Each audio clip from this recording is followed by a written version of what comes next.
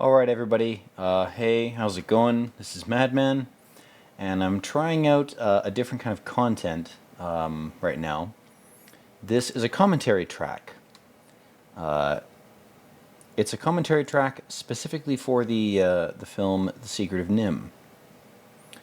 And if you started this video at the same time you started the movie,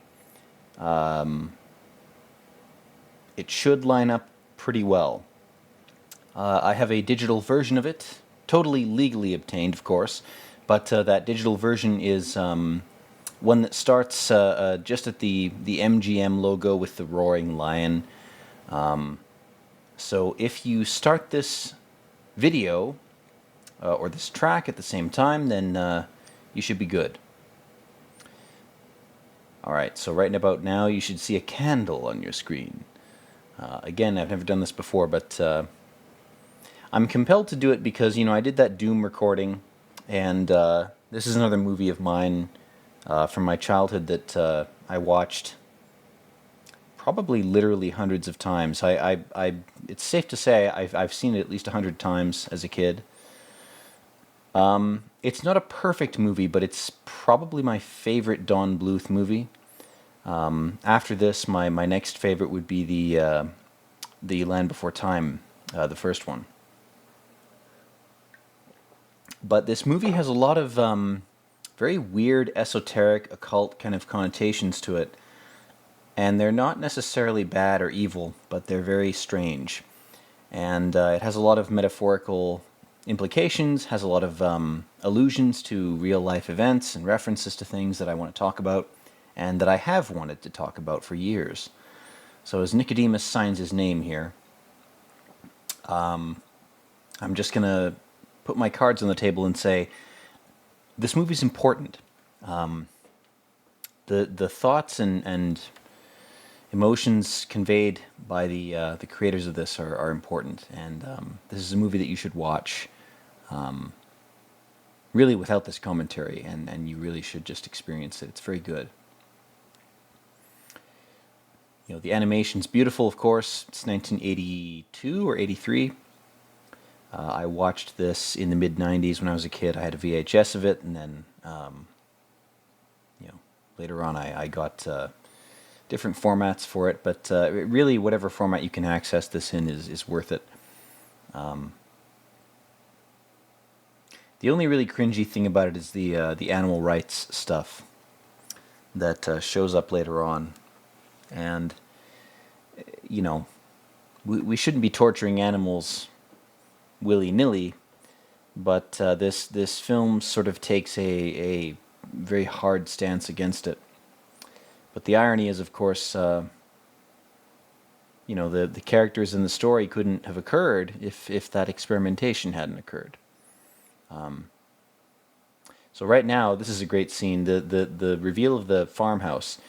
The branches of the tree, for just a second there, they have these white sparkles in them. They're kind of like stars in the sky. So there's this weird sort of Yggdrasil world tree implication with the black branches with little stars in them that disappear. And then we have this farm equipment you know, blowing up.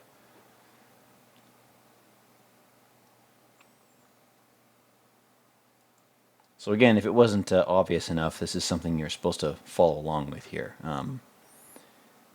We got Mrs. Brisby climbing down through the teeth of the machine. She's climbing into the machine of industrialized society, or into the mouth of the whale, like Jonah. So many interpretations. What could she be doing? And then Mr. Ages, of course, his Ages of Wisdom. He's an alchemist. He's a confirmed geek and learner.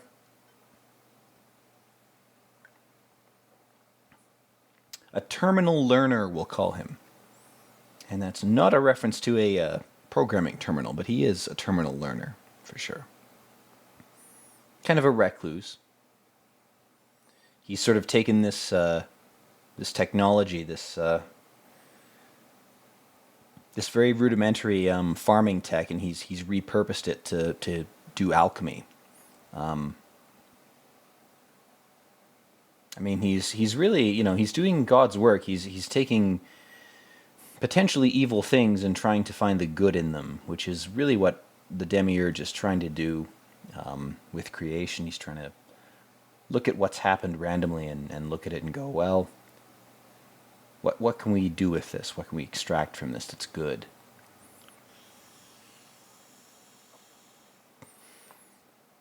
And of course, Mrs. Brisby here, her son is sick. Her son has a fever. And she's consulting this alchemist, this sage, this healer, this shaman. Here's his fucking Bioshock den. God, I love the aesthetic of this. God damn.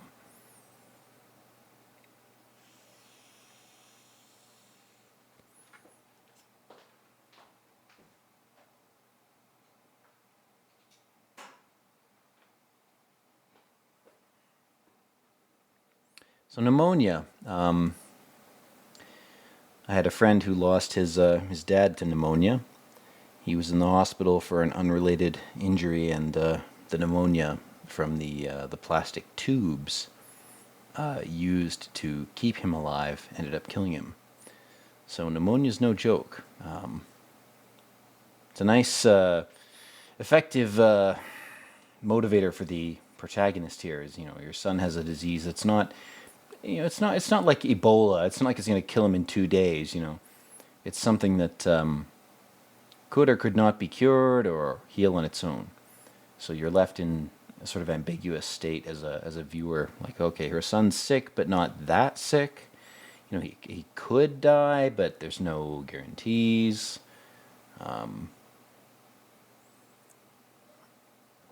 Also, these environments, goddamn, they look like the artwork on old Magic cards. If you ever played Magic the Gathering, they employed some artists sort of a couple of years after the game took off. There was a sort of golden age between, I want to say, I mean, my favorite set of Magic is Mirage. So if you start with that set and you go till about 2004 or so, there was sort of a 6-year period where they had some of the best art and artists of any TCG or trading card game. I mean, just those painted backgrounds. I mean, this looks like she's in hell. Like it's very dark. It's sort of, the red and yellow, the use of red and yellow here. And I'm not going to comment on the comedic bird guy. I mean, Dom DeLuise is, if you're going to have a goofy comedic character for kids, Dom DeLuise is great. He's in the Five All-American Tale movies too. He's pretty good. But this weird like bondage crow, like I'm not really into it. But what I do notice about these scenes is the use of yellow and red is it's really this. It's like they're on Mars, during these scenes. Like it's very intense, and you don't notice it till you're an adult and you dabble in color theory. You don't have to be an expert. You just have to know that color theory is even a thing. You don't have to learn much, but these scenes are like her warning him about the dragon. The crow is sort of like a representation of this sort of naive consciousness or naive player of the game of reality, where he's like, I'm a romantic, I'm idyllic, and I don't really know how dangerous the dragon really is. The dragon is always fate or random chance. And as we see here, it starts to pursue him. This is my epic psychological interpretation of this children's film. Again, it's a kid's movie. Like I watched this when I was a kid. So don't overvalue what I'm saying. This is not some kind of gospel or philosophy. It is what it is. These scenes, though, they're annoying in the same way that the animated gargoyle scenes are in the Hunchback of Notre Dame. They're sort of forcefully inserted comedic scenes, and in this movie they're sort of minimally offensive. Like they're not necessary, but they're not so ham-fisted that you feel like, oh, you know, I really don't want the Crow to be a character at all. Like the Dom DeLuise Crow, it's not a bad character. It's not bad. Could be worse, I guess. This old cat, goddamn. I had an aunt who had a cat that was 25 years old and had kittens, and then those kittens had grown up and had kittens. So it was like a grandma cat. And that's what this that's this cat reminds me of. It wasn't a mean cat by any stretch, but it was very territorial, very defensive, and you know, as a grandma cat should be, you know. Oh, don't lose that herb pack. I always, when I was a kid, when I watched this, I always thought, if the herbs got in the water, would that ruin them? Like, would it leach the beneficial aspect of them? You know, that always bothered me, that the Timmy's herbs got soaked in sort of, you know, nasty farm pond water. You know, what are you feeding him? Like algae soaked, farm chemical, hormone soaked shit? Like, what are you doing? Yeah.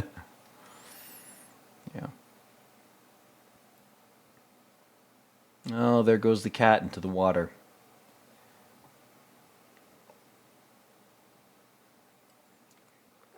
One of the things that makes this movie so great is the sense of fragility of the characters. Like, whenever they're in a situation that's dangerous, you get a sense of their fragility because they're constantly running away. They're feeding off of the farmer in the first place, but the just the everyday hazards of reality, like they're all magnified, and it gives the characters a kind of drama and a kind of weight that they don't normally have when they're humanoid. Here's Dom DeLuise trying to comfort our hero. He's like, I might be into bondage, but you seem to just have a sick kid, which is, it's far worse. She's like, oh. There, he's got the fucking herb blend. He's got that chronic. Your son needs to smoke some weed. He's terminally asleep, aka sick. And a little bit of weed is a good thing when you're terminally asleep, when you need to wake up. It's a good thing. Too much of anything is a bad thing. You know, too much of a vitamin will kill you. But her son is, you know, he was before this care package. He was faded as fuck. There she goes down the rope elevator through the lobster trap.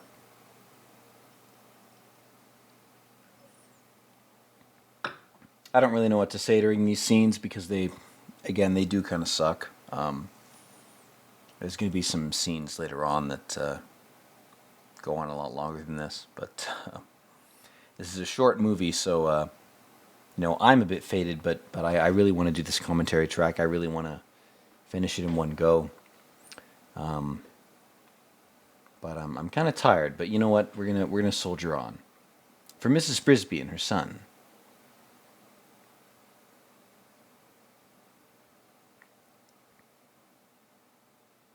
I mean, this movie, like, you know, early '80s. The other thing about it that's obvious is that it's sort of ahead of its time in terms of its hero. Like the hero is not a traditional you know, masculine hero. It's a female mouse. I mean, you can't really get much more vulnerable than that. The important thing to remember, though, is that her husband is the guy who was experimented on, whose name was Jonathan, and that he taught her how to speak and how to read. He taught her language. So she is a female acolyte of the religion of language, which is the religion that all of us are a part of. If you can think, if you can have thoughts in the first place, doesn't matter what your home culture is, what your language is, you know, all that matters is that you have a language that binds your thoughts.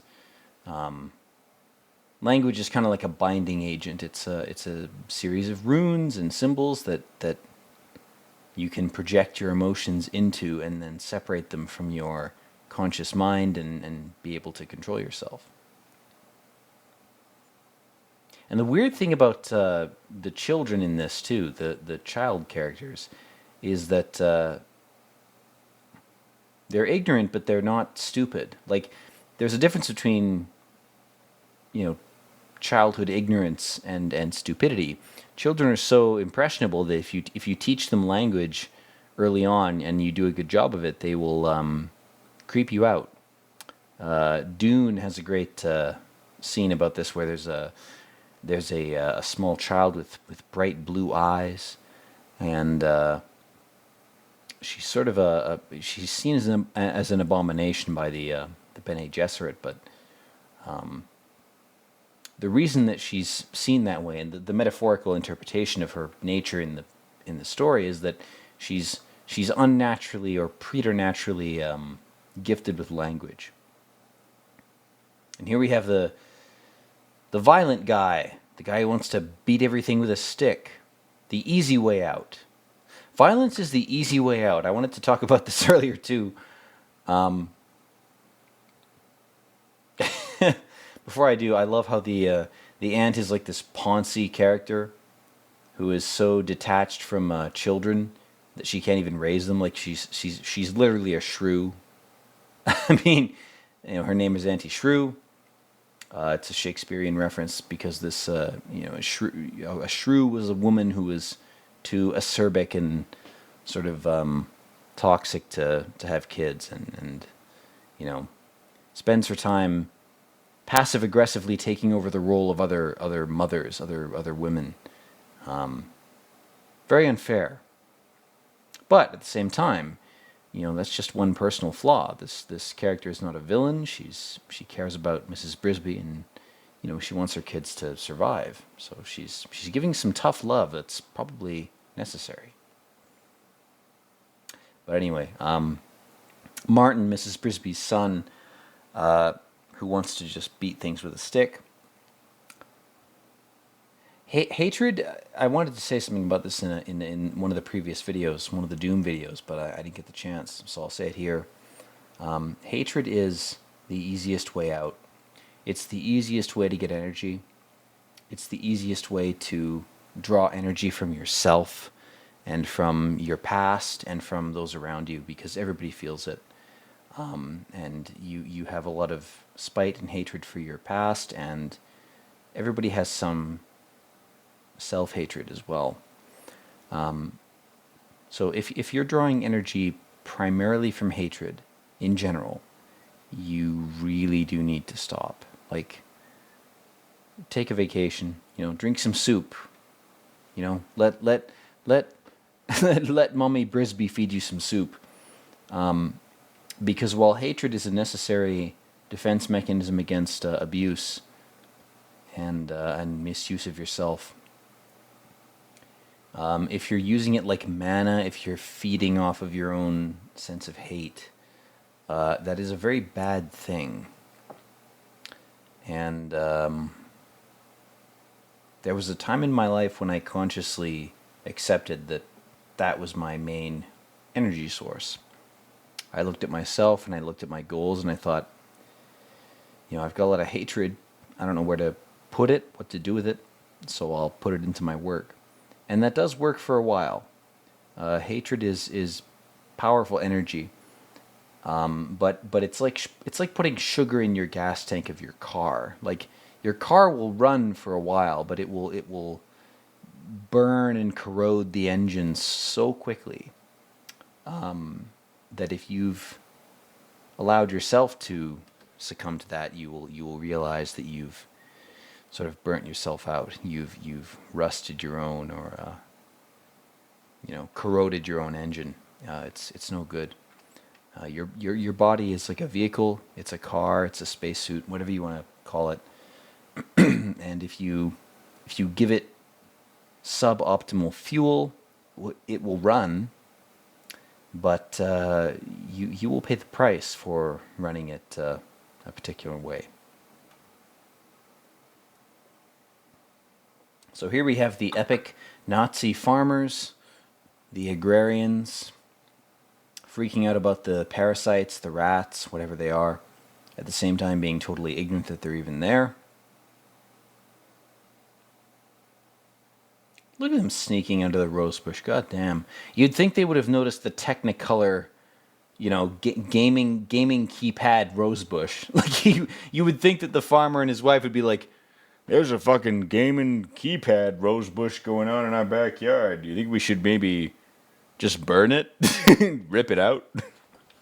They're so reticent to do it. Maybe they're waiting for it to bloom. That's what they're doing. They're saying, well, these little aliens on this little rosebush planet, let's wait for them to bloom before we burn the whole thing down. Oh, they're not blooming. Well, perhaps we should just end the experiment.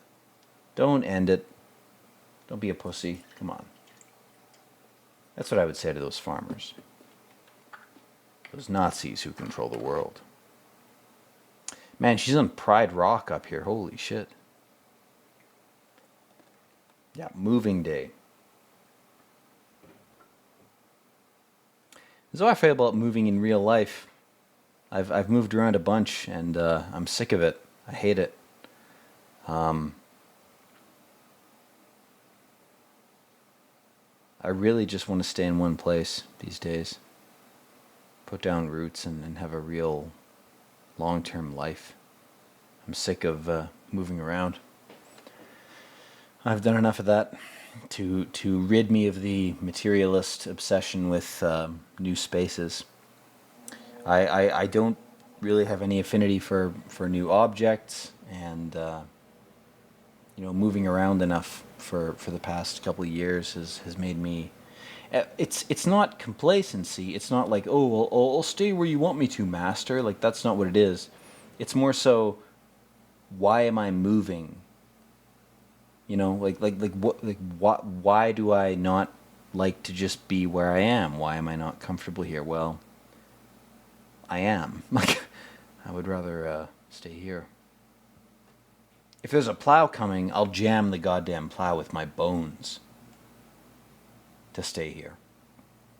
The plow can go fuck itself. That's my mentality. But in the shoes of these characters, that's not an option. They've got to adapt to that terrible, that fucking farmer tractor thing. God damn, that is terrible. It's like that old Lord of the Rings movie where they tried to integrate like a painted live action type shit. I mean, this is pre-Roger Rabbit, and they're trying to. Oh man, Timothy's got crosses on his wall. God damn, he's got to be sick. There's a demon trying to possess that poor fucker. Jesus. Anyway, there's a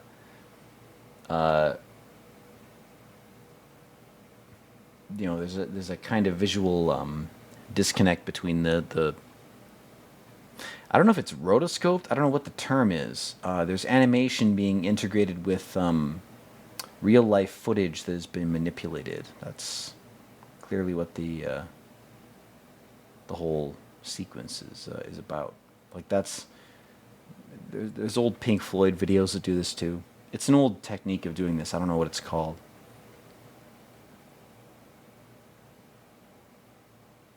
Mrs. Gisby, don't worry. There we go. Go with Auntie Shrew. Yeah. What rotten luck. Man, that voice line is like, it's like burned into my brain. Him saying rotten luck. Something about the sound of it. It's a harmonic mind control. What am I going to do? Well, get your fucking family out of here. I mean, the doctor said you couldn't move your sick kid, but if you move him really carefully, this whole movie would lack a plot or a point. And now she's saying, we need to go to the Illuminati owl. We need to go to him. Well, he might eat you. If he doesn't see you as part of his destiny, but he might eat you. But this motherfucker Nicodemus, you know what? He's saying, don't worry. The owl's one of my bros. He sometimes wants me to jack him off. He wants me to do some weird favors to him, some weird rituals. I'll do it because I care about you, Mrs. Brisby. So this is the old sage sacrificing yet another sliver of his dignity for a friend. And again, goddamn, the way this movie does skies, they all look like apocalyptic. Like the red, the use of red and orange is really, it's wild, man. Like, god damn. Yeah, owls do eat mice. Yeah, wisdom eats innocence. That's typical. Wisdom also eats healthiness. It eats health, life, normalcy. Wisdom is a corrosive thing. It's necessary, but it's, the reason that Mr. Ages isolates himself from Mrs. Brisby is the same reason the great owl isolates itself. It's not because, it's doing some sort of arcane, mystical shit that it's trying to keep to itself. It's because it's trying to protect the people it cares about from what it's doing. Oh, and their mouth. This poor mouse, she can't help but she crawls into mouths. She gets vored. That's her fucking destiny.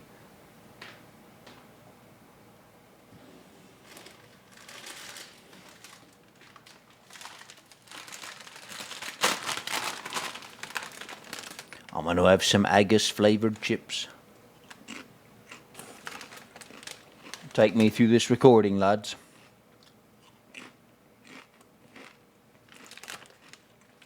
We brapped her out.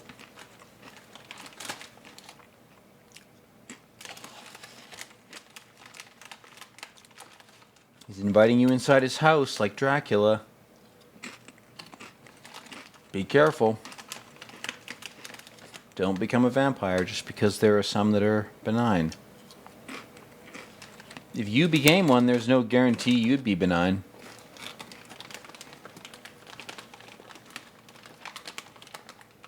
But she's got to save her son. Remember Timothy. Yep, that's right.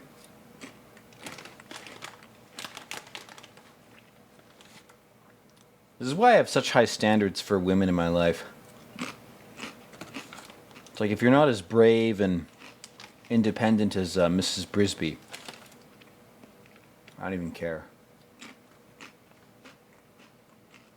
At the same time, I'm not competent enough to deserve a wife like her. I'm like the bird. I'm like that crow.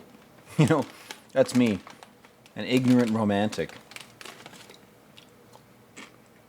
Oh God, the fucking spider. Ugh.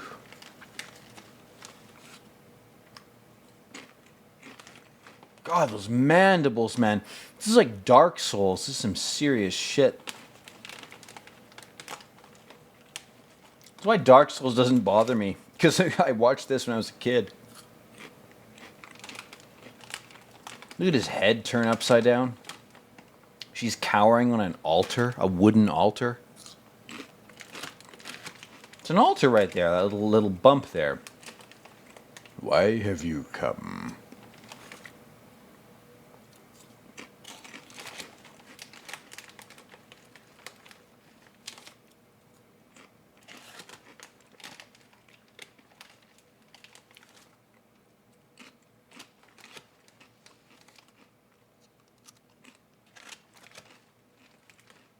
Eat some chips, guys. Chip eating ASMR. This is the commentary you all came for, I'm sure.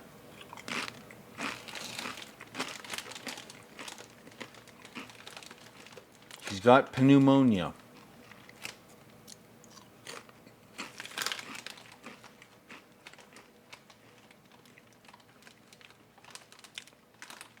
There is no other way, you stupid bitch. Now this is important. She name drops. He's like, wait, you're part of the Masonic cult? You dropped a family name, a bloodline? Yes, look into my Masonic eye. Yes.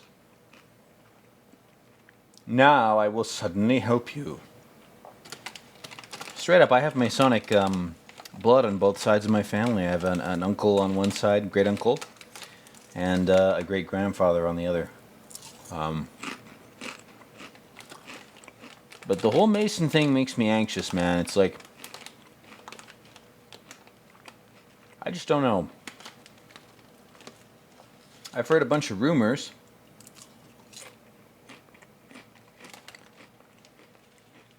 Most of which are disturbing. And then, on top of that, I feel like it's a soft place to fall. It's like a crutch. It's like a pseudo-fake family for people who need it. And maybe I don't need it. But maybe I do.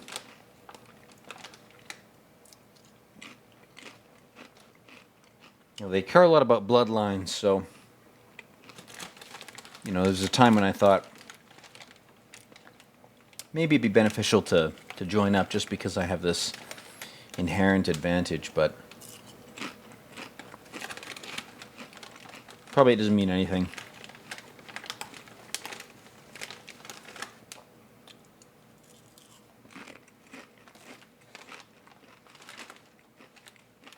You know, it's not your bloodline that determines your value, it's what you're willing to do.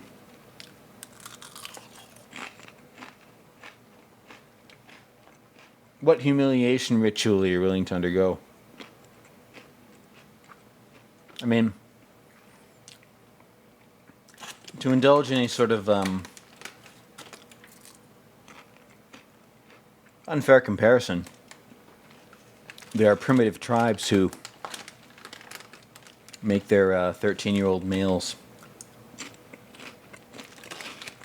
wear a glove with fire ant stingers poked into the glove, into the leaves and sticks that it's made out of, so that the youngster can experience a sort of threshold of pain.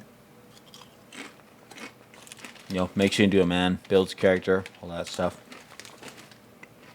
Thing is,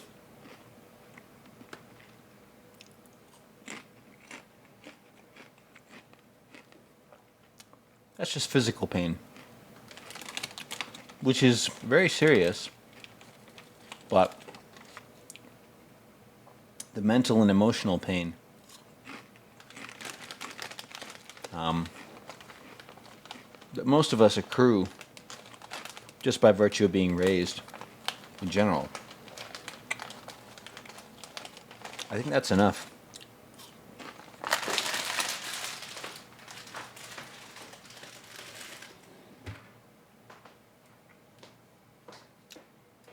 I don't think that more pain is necessary. Oh, she seduced him. God damn. Using her feminine wiles. See, at the beginning, she's fearless for most of this. So she's using her her ability to tame her own fear. And then, on top of that, you have these moments where she's like, well, I'll use my sexuality a bit. I'll use whatever it takes. But any mother who wouldn't do that would be horrible. So, you know, we don't want to give her undue credit, the old Mrs. Brisby. The only thing I'd give her credit for is, you know, cutting these goddamn scenes short. These dragon encounter scenes.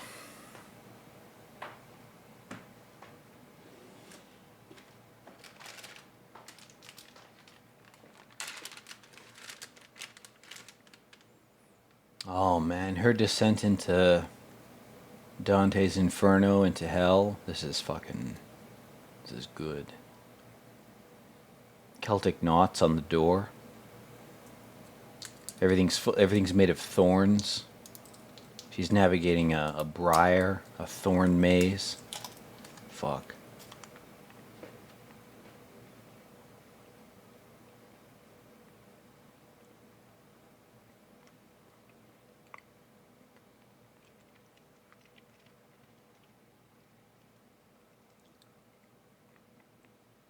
God damn, I forgot about this. Everything grows together to stop her from leaving.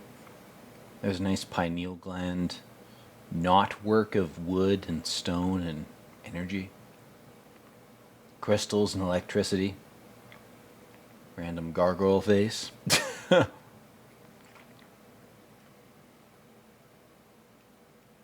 Just testing her affinity to fire.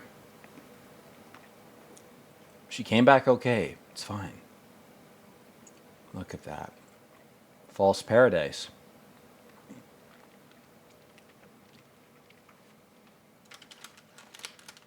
Some sort of underground area with lit flowers. But she's not really fazed by it. I mean, she's interested, but then this motherfucker shows up. Goddamn Brutus. Fuck. Such a terrifying scene, man. I was told to see Nicodemus. Are you Nicodemus? She's so fucking ignorant, man.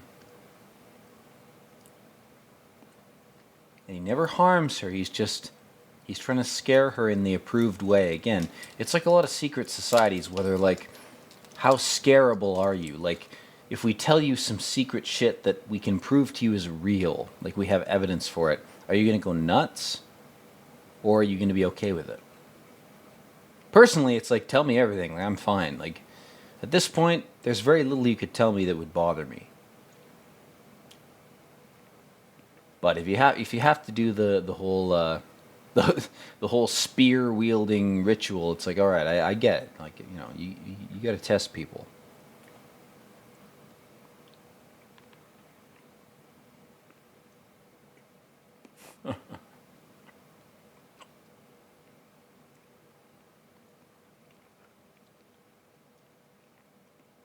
Aegis is like, you're not an alchemist. What the fuck is wrong with you?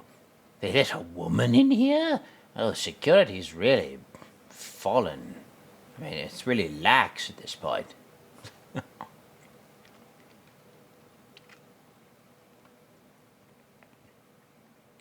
His line here where he's like, no one has ever seen the owl.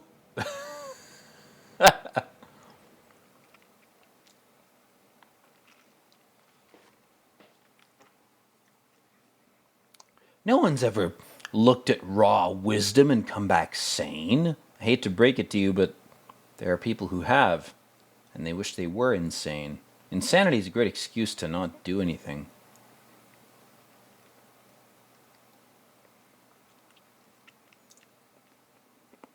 He's like, bitch, I'll take you to see the Pope at this point. You're like a holy relic, a living relic. No one's ever done what you've done. And it was all because her husband taught her how to read. Don't forget that. That's not an exaggeration. That's actually the plot of the show.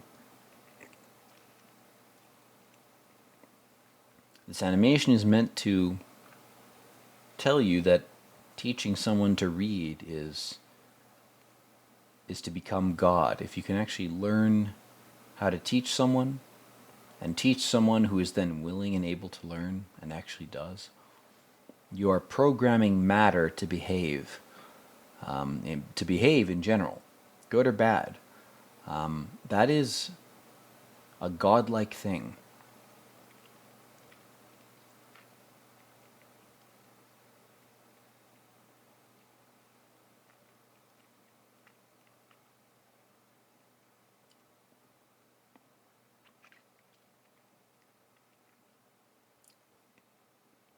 Keep the Fortnite buff amulet safe. We don't want players having an unfair advantage.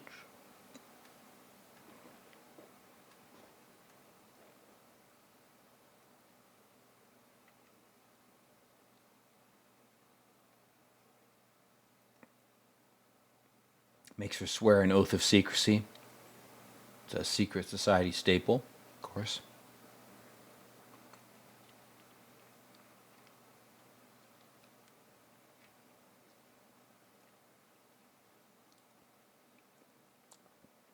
I wish I could play the music for this. My God, Jerry Goldsmith, whoever he is, props to him. The music for this is really special. I hope people are listening to it.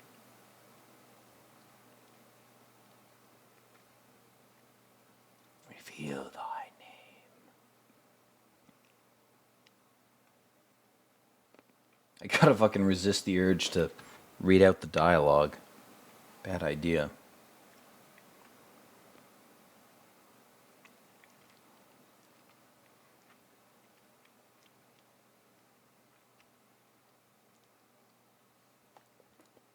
She's like, ooh, my mouse pussy is getting wet.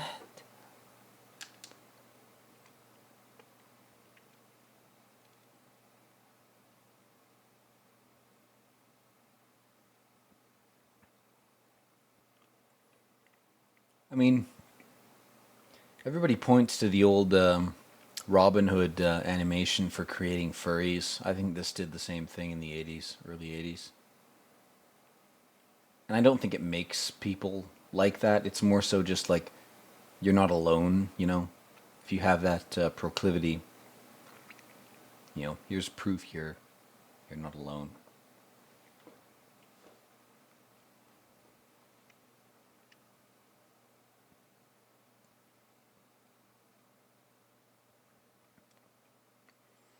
Jenner versus Nicodemus, my God, man.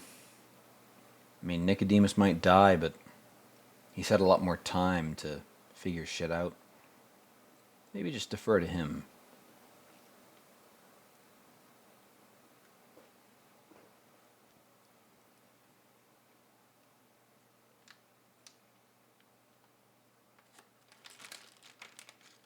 Oh, sweet lady, sweet one, you are welcome here. Good old Justin, man. A more chivalrous character from a more chivalrous age.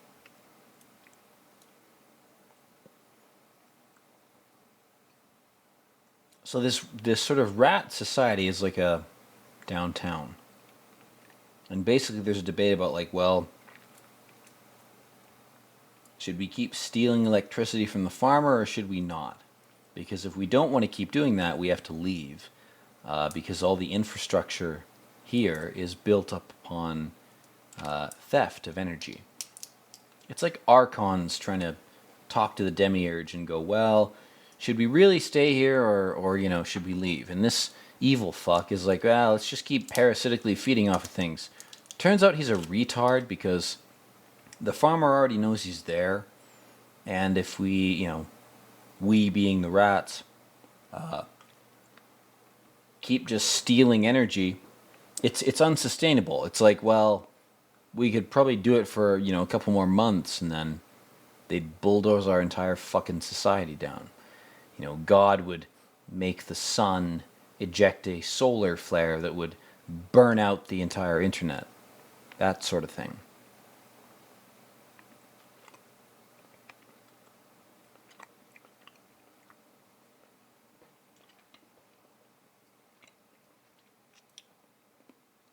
There's not many kids shows that'll actually attempt any sort of political debate scene like this.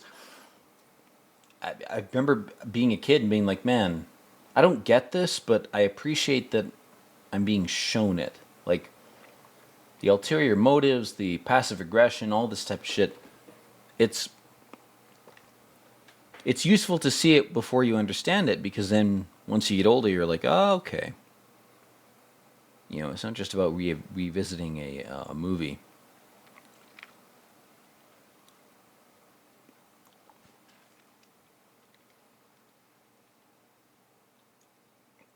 It's about revisiting yourself. Oh, how poignant.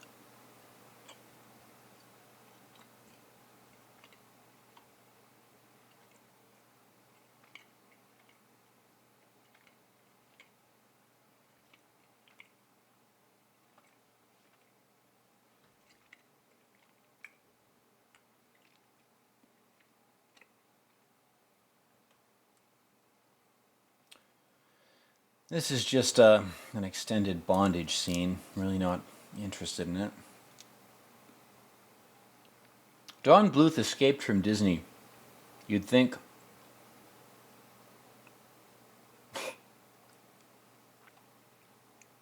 he'd be aware of what their psyop habits were in terms of portraying weird scenarios in their movies, but you know, you can blame some of that on the Grimm's fairy tales from Germany. You can blame some of that on the German source material, but even after, you know, they're decoupled from Disney, why the fuck would you have this creepy bondage scene?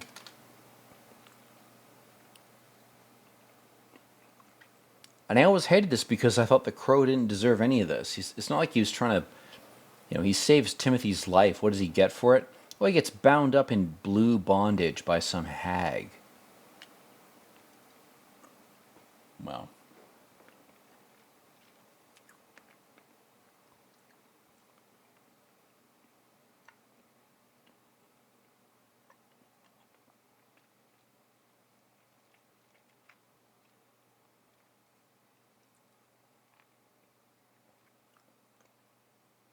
God, I hate this scene. The kids and the crow trying to communicate. It's fucking frustrating, man.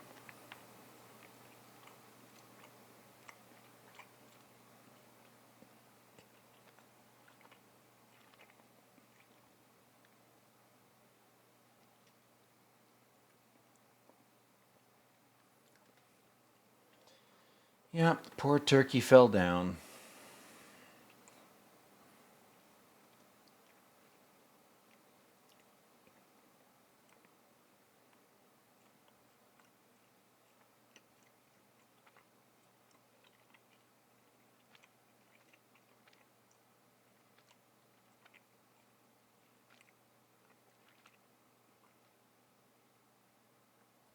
I hate how his eyes look in this too. The fucking raven. He's so desperate. He's dehydrated. Bring him some fucking water, you psychos. Jesus.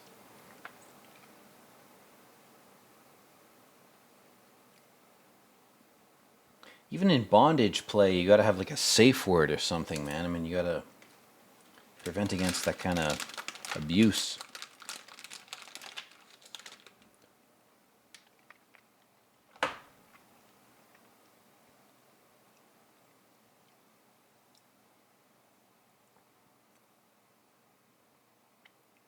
Yeah, of course you don't know what Nicodemus sees. You're not Nicodemus. Yeah, brief. AKA, he's old as fuck. I may not say much for the remainder of this in general, but I'll do my best. It's hard for me to watch this without, while saying a bunch of shit. I really just want to show it to you guys, but you're not seeing anything but a black screen. Mrs. Brisby is looking at an open tunnel right now. An archway. Interesting.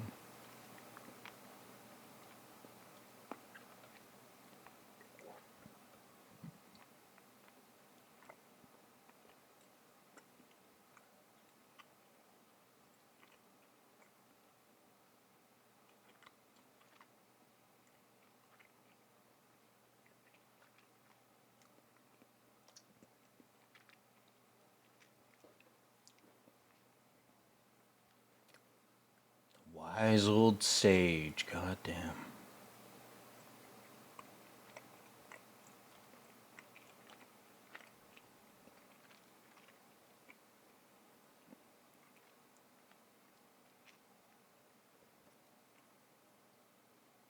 He was a great friend of the Judeans of Nimh.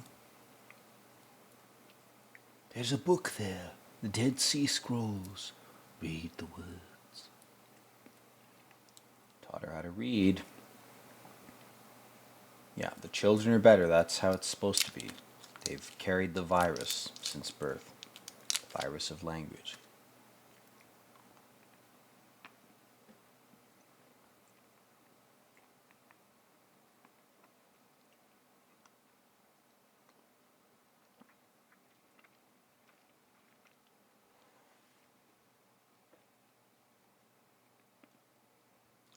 Reading is like lucid dreaming, man.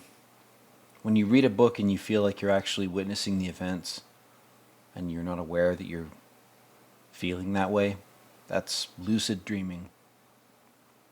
You're under a spell. Not always a bad one, not always a good one, but when you read a book that really captures you and you actually want to finish it, and you start altering your real life schedule to read that book, you've been dispelled by something.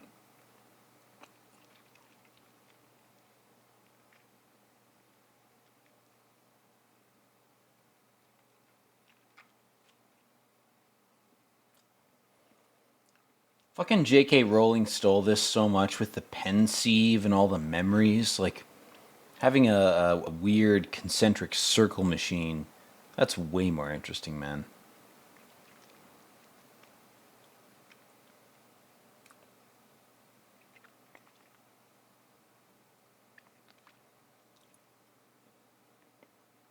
This old fuck offering up his memories.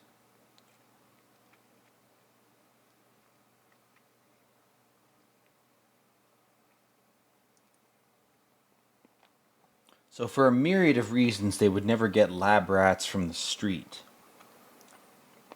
Even for a random sampling, they'd get clean, quote-unquote clean rats from different laboratory sources. You would not scoop them up off the street. It's the dumbest, contrived fucking plot point. We gave the dogs lipstick and they didn't like the taste. Oh no.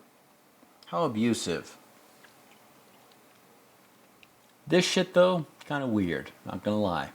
The whole needle thing, it's weird.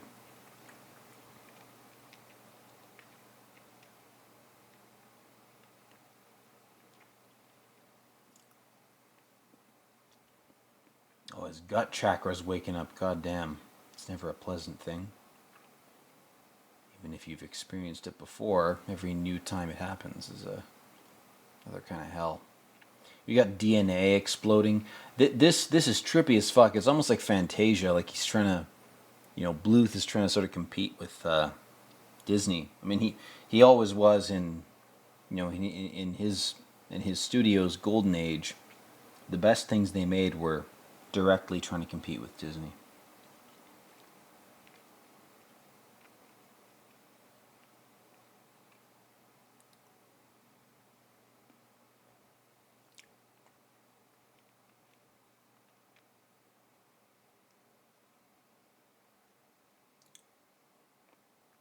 Music during this part, god damn, made me so tense as a kid.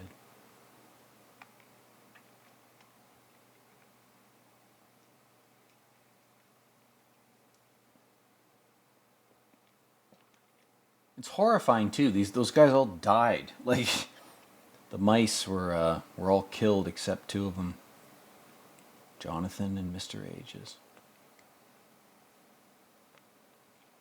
Saint John. And some weird, creepy alchemist. Those are the two people that survived.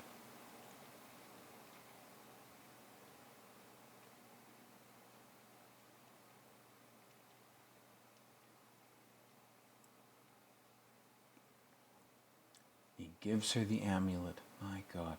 The box just floats away. That's so fucking cool, man.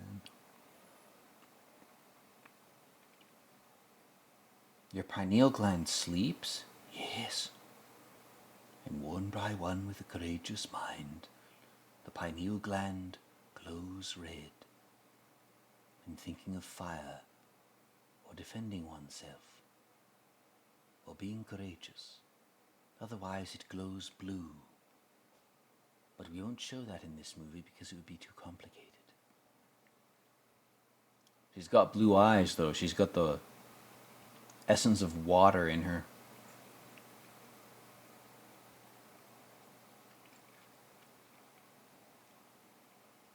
So she actually needs fire. If you're born with an excess of water energy, you actually need fire to turn some of you into steam and melt your ice and do all sorts of things. Metaphorically speaking, of course.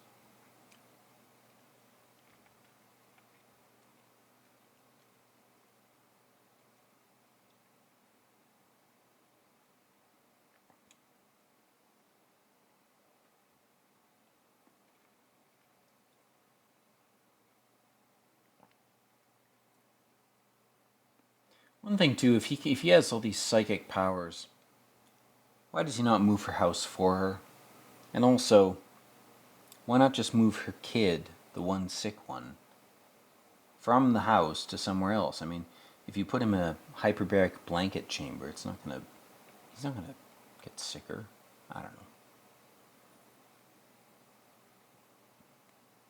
These scenes with the villain, though, god damn. His chin is like a nightmare on its own. His emerald eyes. Emeralds are very tricky gems. Crush his bones. God damn, dude. Again, emeralds are not evil, but they're very tricky. They tend to sort of jump around. If you, you know, of course what I'm saying depends upon you considering consciousness and embodiment in the terms of crystal forms, which is very risky, very cognito-hazardous thing. I wouldn't recommend doing it. It won't give you much in terms of insight. It'll just, you know, show you how nuts you can get before you become unhinged. That's all that type of knowledge really does. It shows you your limits. It's like a drug.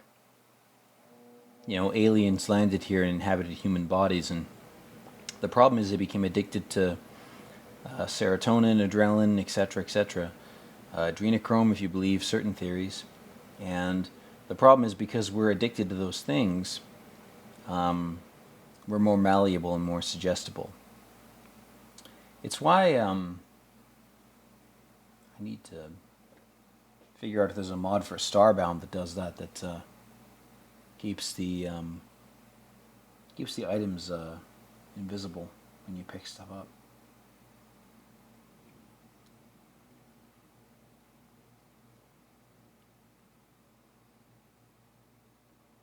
Anyway, guys, I'm gonna cut the video off here. I'm getting tired, so I'm gonna jump back in and we'll do some kind of cut-off thing. I don't know what we'll do.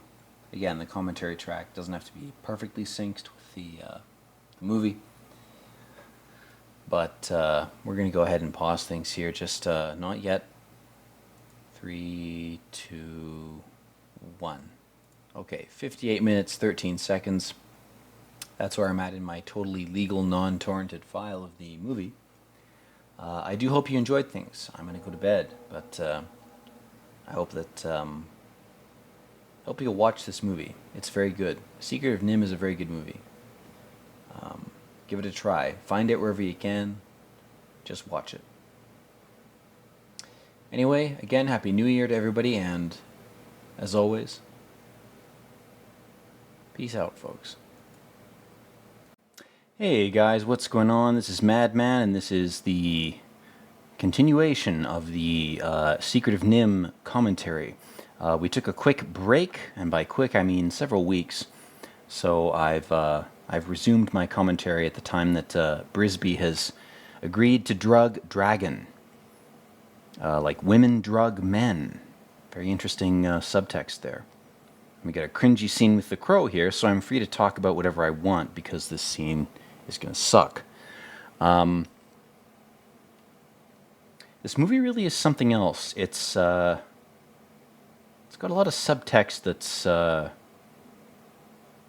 very potent. You know, all subtext is potent. All things that you see that are visual are trying to incept ideas into your mind, and that's not some kind of schizo-paranoid conclusion. It's just it's a mundane kind of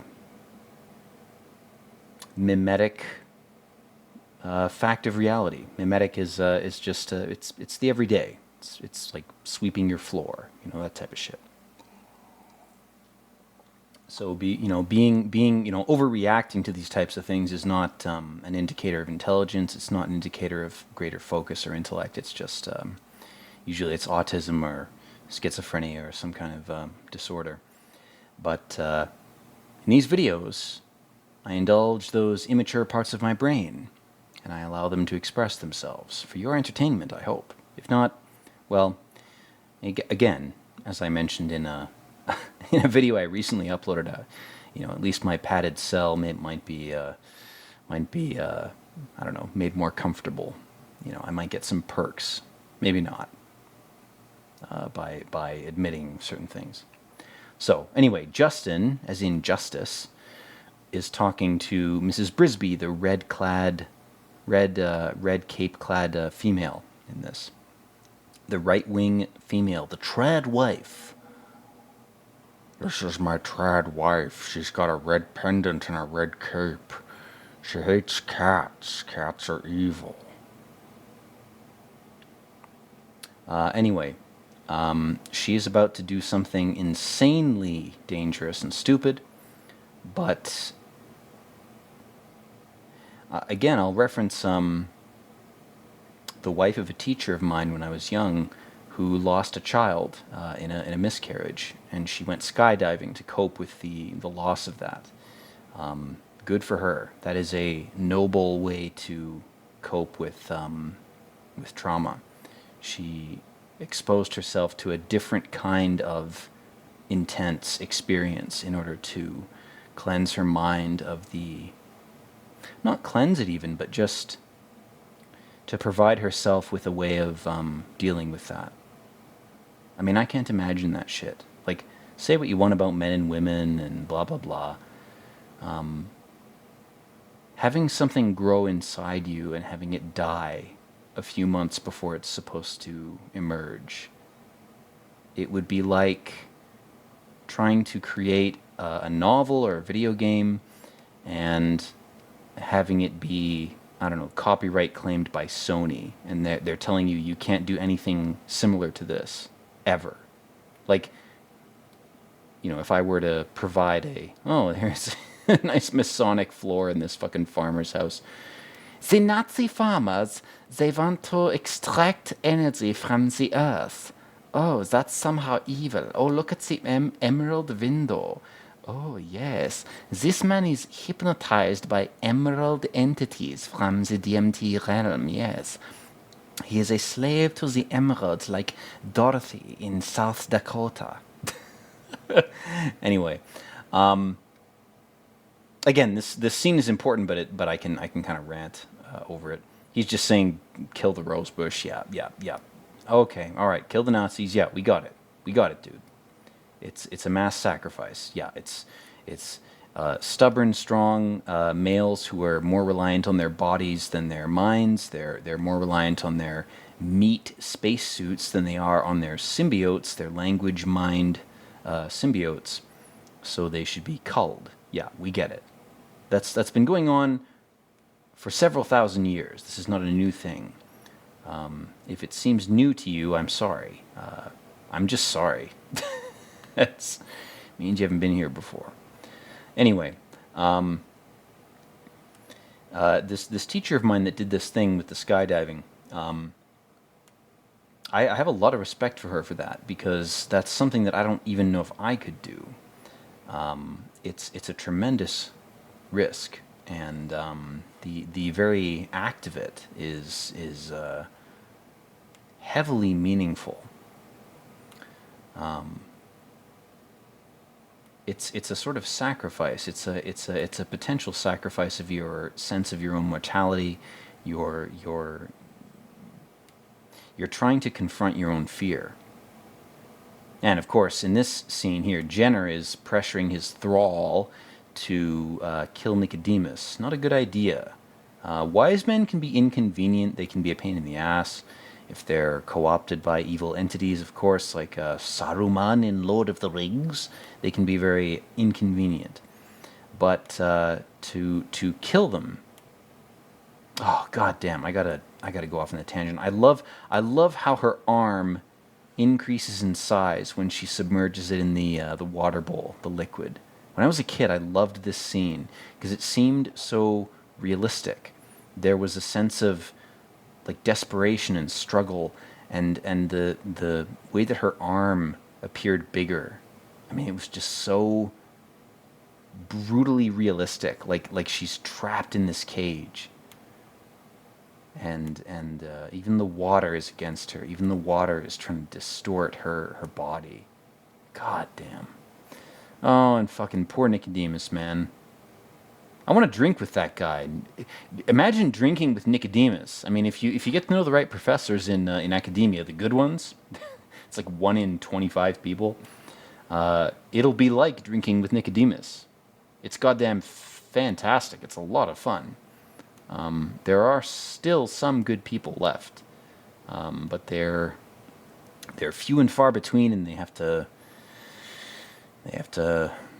sacrifice a lot in their personal lives to maintain their academic integrity. It's a sad state of affairs, but I really don't think it's a different thing. I think it's always been that way. Now here's Mrs. Brisby, the feminine, the strong right-wing, red-colored feminine entity, and she is busting out of that blue hypnotic water tank there. There she goes. The floor beneath her is purple for a minute. And purple's not a bad color, but it's a very tricky color. Oh God, the way she vaults down on that string. She's got to look right into the dragon's eye. God damn. She's got to be confident that her drugging of the dragon was good enough. And then she goes and reclaims her shit. God damn, I love this. And I love this slimy politician scene with Jenner where he's like, "We can't just leave it here. We can't just leave it here in the mud. The equipment is a shambles. One day we shall journey to heaven, but for now let's stay in hell, and conveniently I'll be your leader, like Satan. Let's just transform or terraform this world into hell, and I'll conveniently be your leader. But don't worry, I have your best interest in mind." And then here comes Mrs. Brisby to save everything in the last fucking second. "The children, they're fine. Nicodemus is dead." God, as a kid, I used to be so fucking sad at this scene.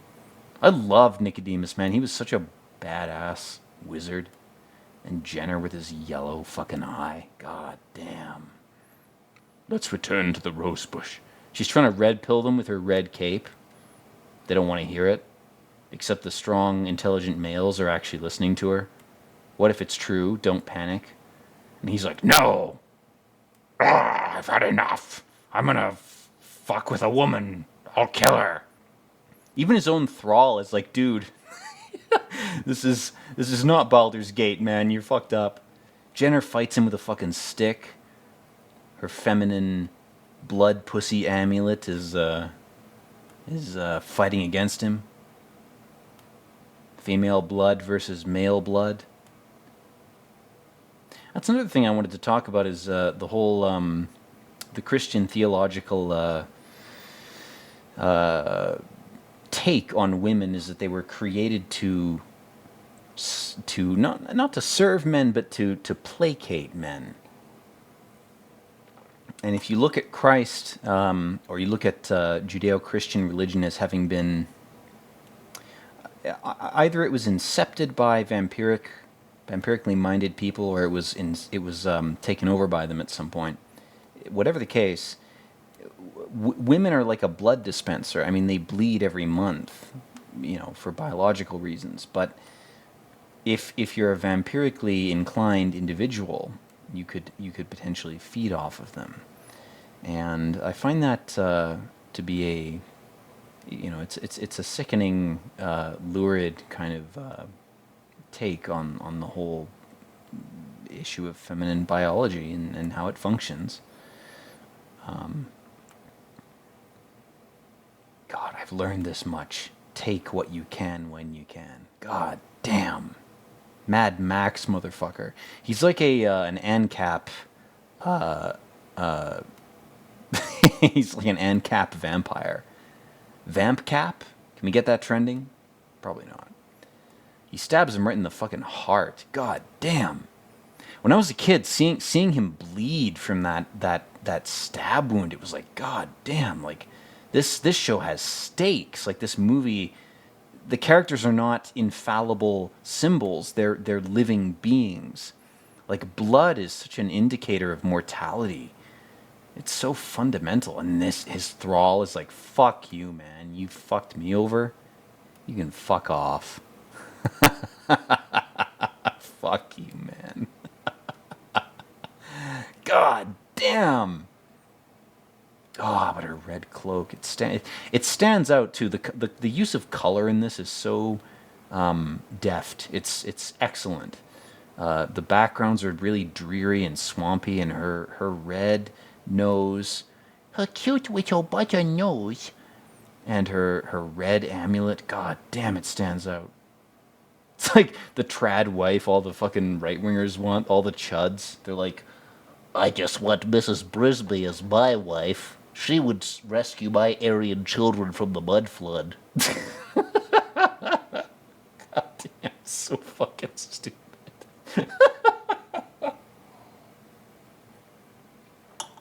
Oh, the scene though, it fucked with me as a kid.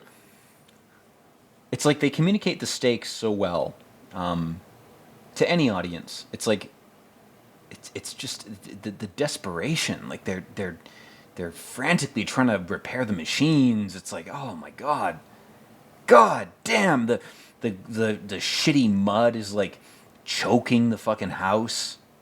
They're climbing up on tables to save themselves. God damn.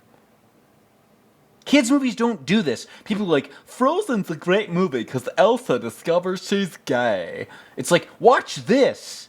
Watch this. This movie has actual stakes. The children are about to drown in mud. Like, what? Like, I mean, I'm sorry. Well, no, I'm not sorry. Fuck you. This is better. This is just better. God damn, this is good. God, the youngest kid is fucking drowning. She's grabbing onto her sibling's foot. Holy shit. Mrs. Brisby's about to drown in fucking nasty mud. Justin's roped himself. He's gonna go in and save her, and then finally, the epic Nazi amulet saves the day in the end. The sacrifice of blood from the Nazis and Soviets during the Second World War placated Baal and placated the other demon gods as well, and they will save your children, don't worry. They might come back as demons though, but don't pay attention to that, just pay attention to the fact that the amulet is a representation of a blood sacrifice, yes. God damn, look at that. Nicodemus speaks to her through the amulet. He's like, it's and I was memeing a second ago, you know, it's not a blood magic thing. It really, I do think this movie is being good, because she grabs the amulet, it hurts her, it burns her hands, and by touching this fragment of the divine, this grain of stardust, this piece of divinity, she's able to say, I just want to save my children. Can you give me the power to do that? And God or the demiurge or whatever the fuck gives her the power to do that. Because her will is so pure. Her desire is so explicitly expressed and so concentrated in one willful act. And she says, I'm willing to burn my hands. I'm willing to do whatever it takes. And, God, whatever that is, whether it's an advanced AI from the future that's influencing the past, which I think is the most logical explanation for what God is, but, I'm just a retard. What do I know? In any case, her desire to save her family is rewarded because she has a sense of focused willpower. She's able to say, here's what I want, that's all I want, and then I'm done. Then I'm cool. And the amulet gives her that power, and then it drains her, and then she passes out. God damn. The ideal wife is Mrs. Brisby. Anybody less than that, you're settling. That's my advice to you guys who are looking for women. Look for someone like Mrs. Brisby. If there's no one like that, just be gay.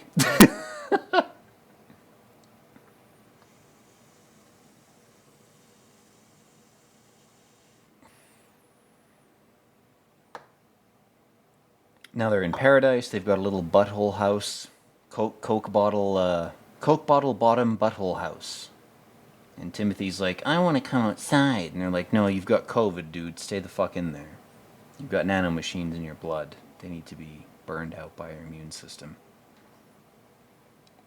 This fucking crow is gonna come back. I may just end this video prematurely because I don't give a shit about this.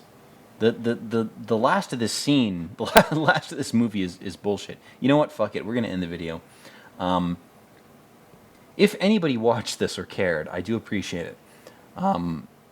Jeremy is about to be dominated by the female fetish crow that he met on FetLife. He put his fetish in as rainbow yarn bondage, and he found his true love by doing that. Anyway, Mrs. Brisby's wrapping her hands. I'm gonna end things here.